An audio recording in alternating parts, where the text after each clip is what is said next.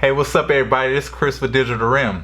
Welcome back. In this video, we're going to cover a quick lesson in Blender of how to apply a material. I didn't even pop the title up. How to add a transparency to a shader. So how to apply the transparency from a material or from an image to the actual material or shader. If that makes sense. I probably mixed and mumbled that all up where made it more confusing, but we're going to do a quick summary of the whole video all together. So what we're going to do first, we're going to add an object to the scene. Simple. This is a beginner course, so you know, fast forward or just take this as a refresher for anybody who is kind of intermediate. Second thing we're going to do, we're going to apply an image to that material or to that object in the scene. And then we're going to apply the transparency from that actual image to the actual shader or material that we created for the scene. And I think it's better shown than said. So we're just going to go ahead and hop right into it.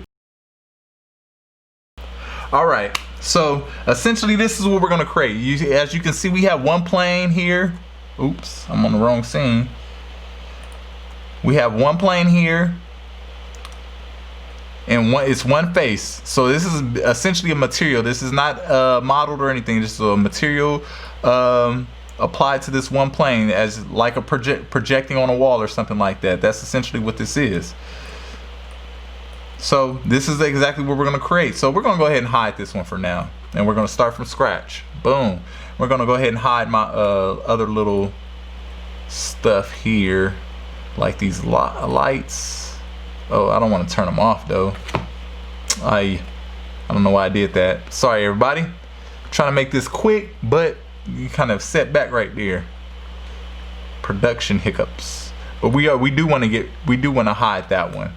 And then this isn't part of this lesson, but I'm gonna just turn off the visibility of these lights so I can just see, so we can all just see better. Okay, so now first things first, we're going to add a mesh or add a plane to the scene. As you see, we have a scene that looks kind of like a room here. So we're going to go ahead and add a plane to that scene because we want to use that plane as like a card to put our material onto. So what we first do is go up here to add mesh, and right there it's plane. So we're going to go ahead and add that plane, and you can see the plane drops right in wherever the 3D cursor is. This is a little red and white thing. It's gonna drop right in there every time. And what we're gonna do is just go ahead and rotate this plane 90 degrees. You know, rotate that plane. And there's many ways you can make it turn it 90 degrees by just grabbing these red little red sections or this red rotation on the x-axis and kind of just dragging it up, or in the middle of dragging it up you could just hit 90 and it'll rotate it 90 degrees or negative 90 degrees, whichever one you want, or 180 degrees. But continue right along. So now we've created a plane, and you can see the plane, and you can see, we're going to focus in on the plane, and you can see the plane is in the middle of the room. You can see the shadows here. So the plane is kind of in the middle of the room and calculating all the lights into the scene. All right, that was the first thing. Second thing, we're going to take an image, your image, whatever image you have that has a transparency. We're going to take that image and apply it to this plane, or basically like if I were coloring in a coloring book or marking, that's not even a word, but marking on a wall or something like that. We're going to color this actual wall or this plane here. So let's go ahead and do that. So we're going to stay in object mode. If you're still in object or in edit mode, I don't know if we went in edit mode, but if you're in edit mode, go ahead and you can hit tab, hold down tab, and you can use the wheel menu, or you can just go over here to the left side on the top and then go into object mode. Make sure you're in object mode. First thing we're going to do is go ahead and apply a material to this object. So we're going to go to the properties panel here on the right side, and right here by this little I would consider this like a beach ball. We're going to go ahead and click that beach ball, and what you want to do is go ahead and apply a new material. And the new material, as you see, as soon as we clicked it, it kind of turned a little bit whiter, and it's showing a preview of the material here on the right side. So you kind of get a sense of where the material looks like here. So this is applying a material, but the only thing we're missing is that's not our image. So we're going to show you how to add your image to this material instead of this white here. So to add your image to the material, you're going to go down here to base color, because right now we're working with white, and you can change it from white to green to blue to whatever in the color spectrum. You can change it to whatever, but we want to change it to be an image. So what I did, I probably went kind of fast by showing colors, but what I did is click this little circle icon here, and this is going to give you more options of what to put into this field. So we're going to click this circle here and just put an image texture. Simple as that. A little bit of reading, simple as that, but it's going to be an image texture. So now there's an image texture applied to it, and you see it turn like this.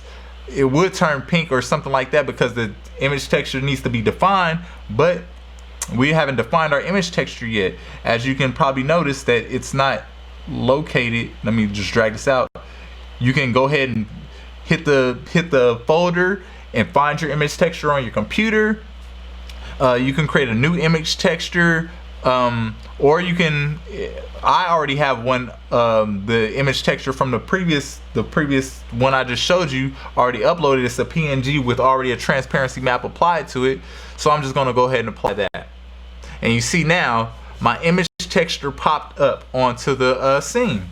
Simple as that.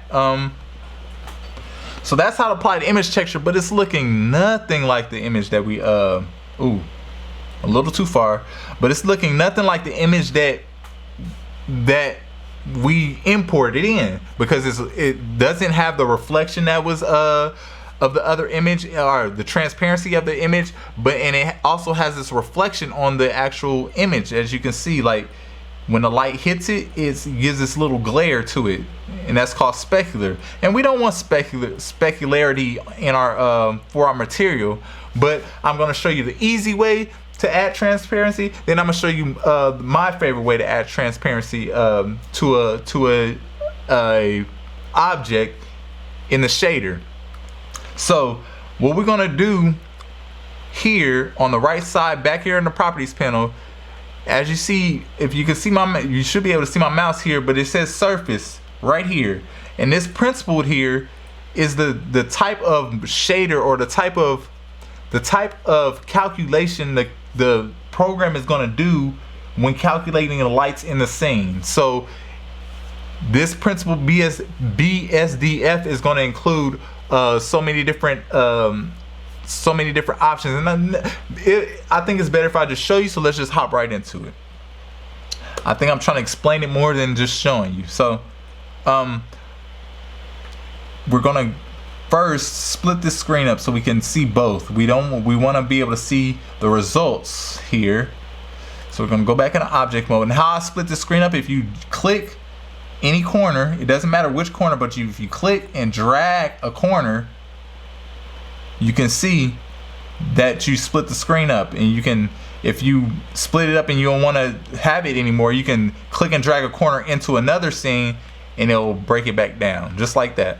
So we have two scenes split here. So I'm gonna go up here to the editor type, and I'm gonna go to shader, the shader editor, because that's essentially what we want to do. We want to manipulate this over here, because there are certain options here.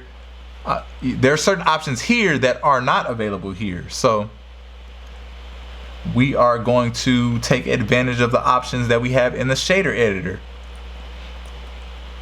So the easiest way, going back to what I was saying before, the easiest way for beginners to just add a transparency real quick is, as you see, this orange is your image. This is your actual shader that calculates all the specular roughness, sheen, all of this light calculations here, and then it gives you this red output of a material. Well, we want to take this image alpha channel, the alpha channel being an image map of what's visible and what's not visible. And if you don't know what alpha channel is, definitely look it up, Wikipedia or whatever, and you'll find out what alpha channel is. But just go ahead and click click the little thing and drag it into the other alpha. Click the other little circle, gray circle, and drag it into the other alpha, and bam, you see it pops up and it has a transparency. I mean, problem solved. There it is. And that's I would say the beginner's way of adding a transparency to a material. Why I say a beginner's way, and not necessarily a beginner's way, but one of the ways. Why I say one of the ways is because if you notice, again, it has this sheen to it, and not necessarily you want that every time. And you're getting that sheen because it's calculating all the lights in the scene. And I currently have 4 lights. If you notice up here in the corner, up here in the outliner, we have the area, the backlight, the fill light, and the key light. So we have 4 lights lighting the scene, and it's being calculated. So let's say we turn all of these lights off. Your mesh, or the visibility of the image on your mesh, goes away. So it's calculating the light independent upon the lights of the scene, which in some cases that's a good thing. So let's say if you're creating trees or something like that, or leaves for trees or something like that, you know, you probably want shade on one side and not shade on the other side, or lit on the one side and shaded on the other side. This is perfect for you because you just light the scene exactly how you want it. But for my case, when you want to, for this case, or the case I'm about to show you in a second, if you want it for a UI or just an overlay that isn't affected by the lights at all, it kind of lives, it lives on its own lighting path, and kind of you can affect it as it is, then this is the way to go. So I'm gonna just get into that because I feel like I'm trying to explain it, but I'm rambling. So I think it's better again if I just hop right into it. So I showed you how to do this, and this way, again, the principal BSDF calculates all of this stuff, and it's dependent on the light. So if you turn the specular up, the specular pops, or let's turn the specular down, even better. You turn the specular down, you can see it changes because it's dependent on the light. So let's turn all of this down to 0. Because again, as a beginner, you'd be like, well, I can use a principal BSDF, and come on, I think it's because I'm streaming. It's like trying to keep up and not taking my input like I'm doing it. But I was saying, as a beginner, you might be like, well, if I just turn all of these to 0, then it would give me the same exact effect that you get when I show you in the next example. So again, it looks the same, and now it's more accurate to how the image actually looks, or how the actual PNG color values are in the actual file. So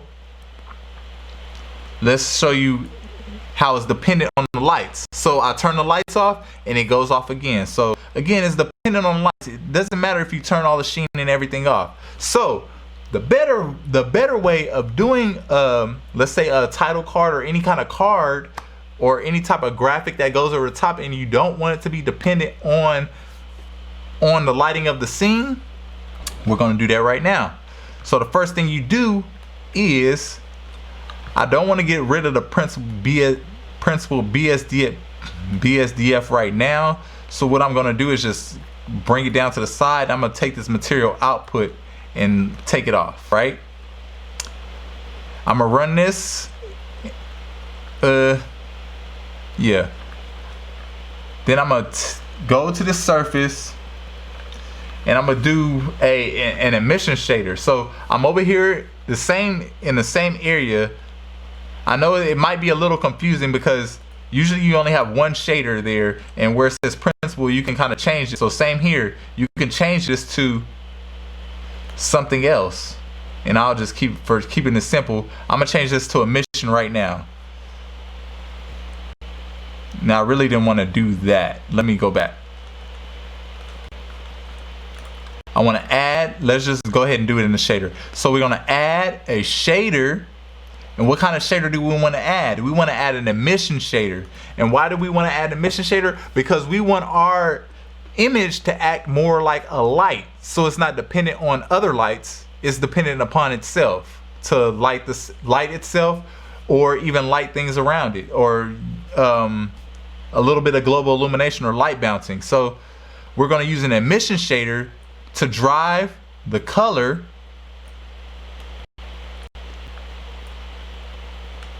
and push the emission shader's output to the material output.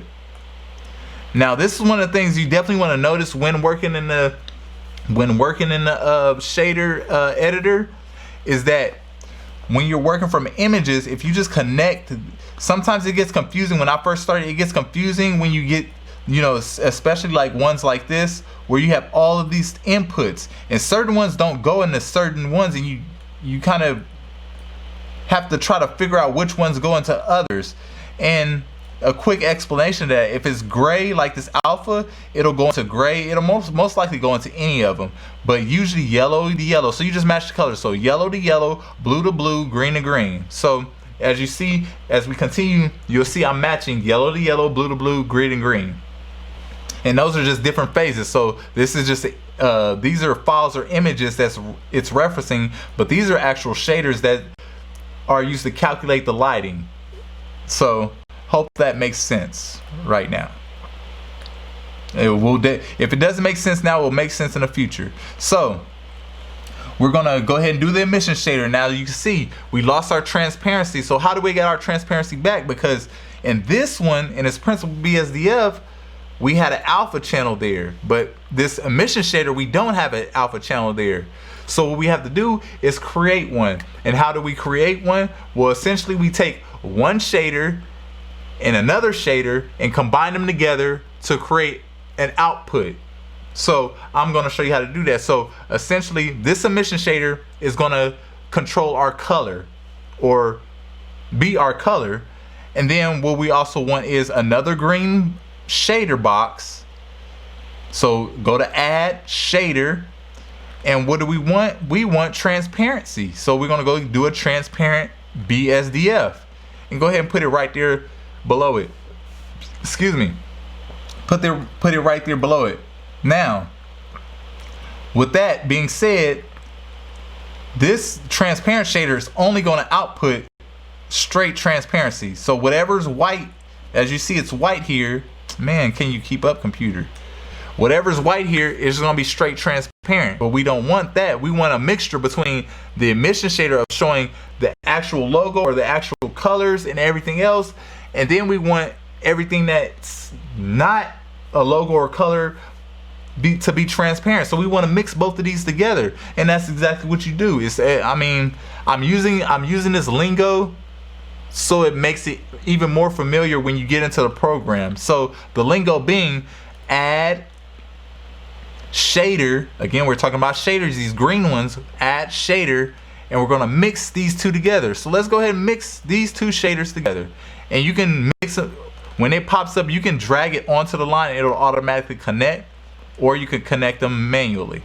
So we're going to go from this transparent. We want this. Well, the emission's going in already to the mix shader into this channel, and we want the transparent to go in to this channel. So now it's mixing them both together and giving us an output. So as you see, when we go down to 0, it's fully the emission. When we go all the way up to 1,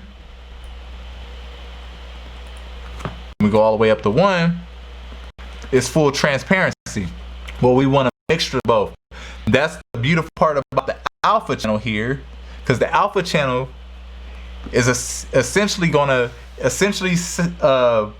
reading the image and identifying what's transparent and what's not transparent, and whatever is not transparent is one color, and whatever is transparent is another color.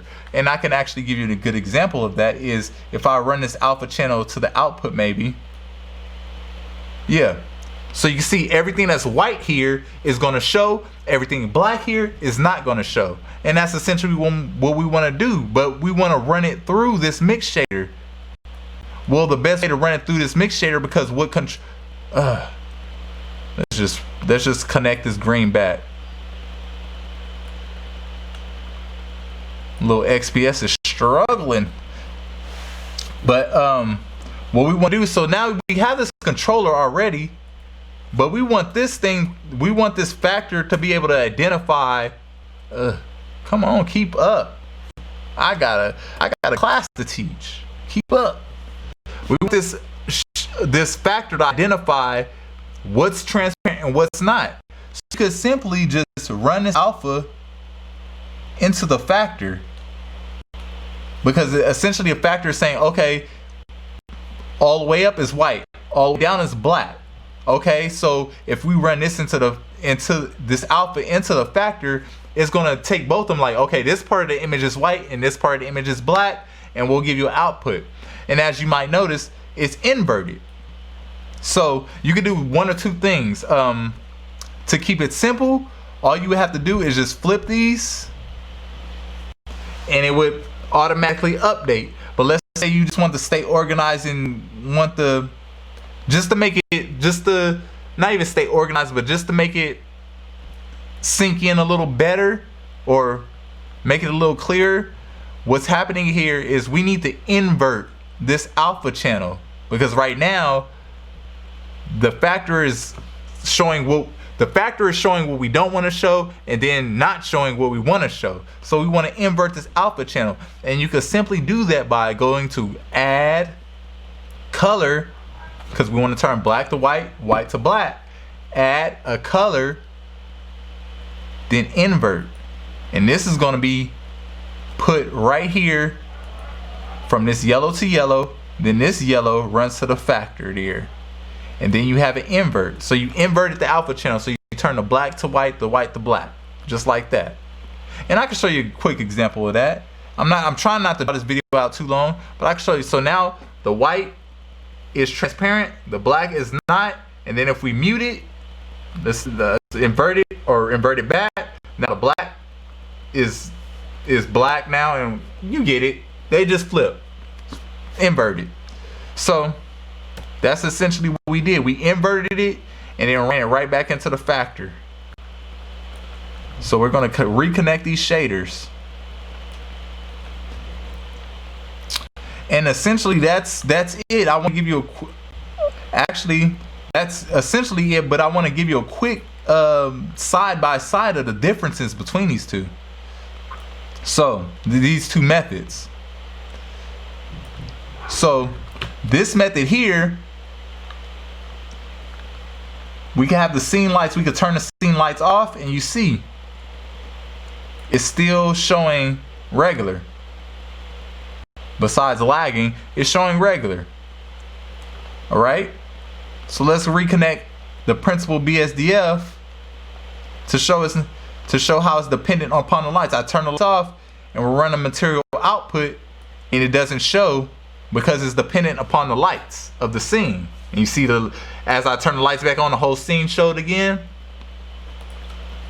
Turn the lights off. So essentially, if you are desiring to have a graphic that is not dependent upon lights and just kind of want to be an overlay, maybe in the corner, or some type of graphic over the top, or just don't want it dependent upon lights at all, you just create a mission shader with this this layout here, node tree for the shader. So I'm going to do a quick review of what I did here, and hopefully it sinks in, and then we could just wrap this video up, and I hope it's not too long. So quick review, just in the shader editor. So we have a image, our logo, or whatever image you have that has an alpha channel. So it can be a TIFF, a PNG, anything with an alpha channel already. That image runs to an emission shader, keyword. So it runs to an emission shader, and an emission shader works as similar to a light. So it runs to a emission shader, and I kept it at default at 1, so everything is a true value. Then we also knew after we added the emission shader, we knew not only do we need we're lacking a transparency, so we need to add a transparency. So we went to add a shader and transparent shader. So these are this emission shader and this transparent shader are two different shaders, but we need those two shaders to work together to create one shader. So we did a mix shader. So we then went to add shader, mix shader, and then simply just plug these into this one mix shader, so it mixes them both together. You know, it just mixes them together and gives us an output. And I'm just turning that off real quick, and it gives us the output, and the output being driven by, you know, if we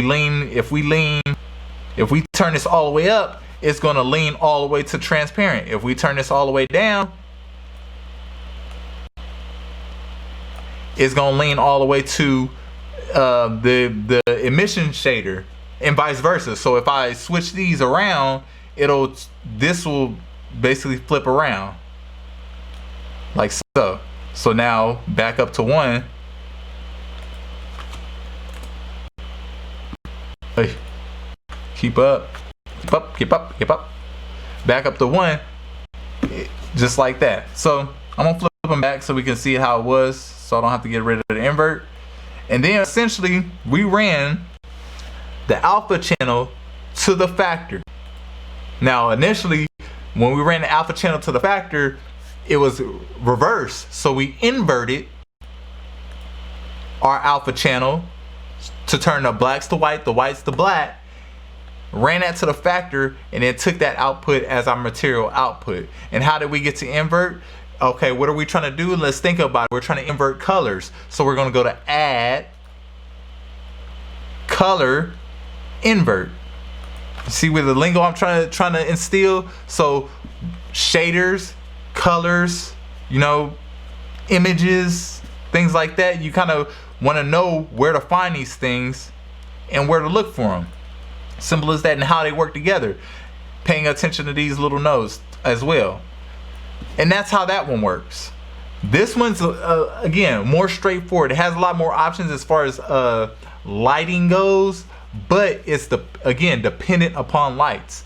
But it's the easiest way because it already includes an alpha channel, so you can simply just click alpha and drag it to the alpha here, and then use that as an output to the surface, and that would be the easiest way. But again, it's dependent upon the lights, so you got to turn the lights on or give it or assign a light directly to it.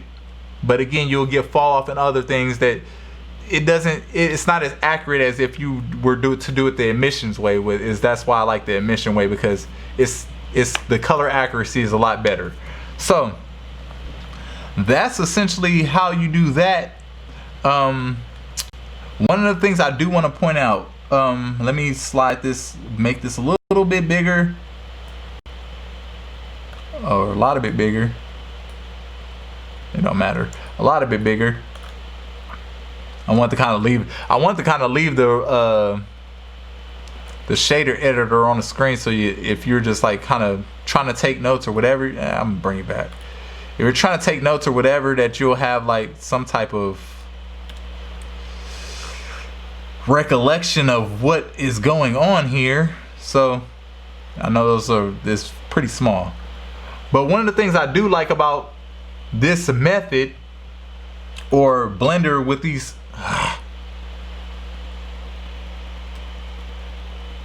trying to hide something and hiding the wrong thing. And Blender with these transparencies, as you could probably notice, that it calculates also the shadows on the ground for you. So as soon as you add the transparency map, it'll calculate the shadows for you, which is pretty awesome. But again, and that's either, you can do that with emissions as well. It's not dependent on it being BSDF.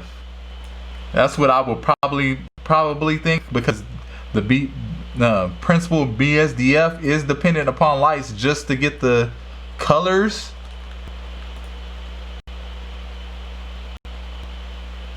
But the emission's not dependent upon light, but still gives you shadows. So essentially that's all I want to show you today. Trying to keep it simple, trying to for a beginner, trying to keep it very, very, very, very simple. But this is one one of the best techniques that you can learn in Blender.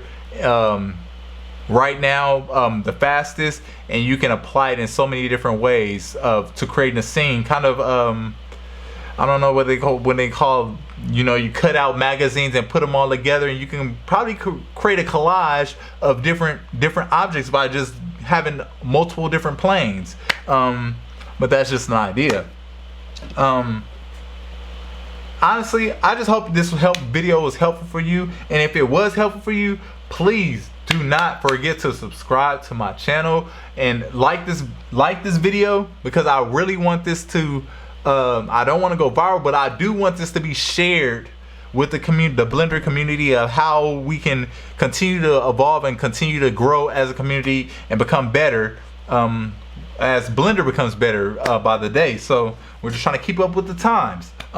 So again, I appreciate you being here. I appreciate your time. I hope you enjoyed this video. Please get that, you know, smash that like button, whatever you got to do. Try not to be too YouTube stereotypical or whatnot, but really it is what it is, and I have much love for everybody out there watching me right now. So hope this was helpful. Take care. Peace, y'all. Bye.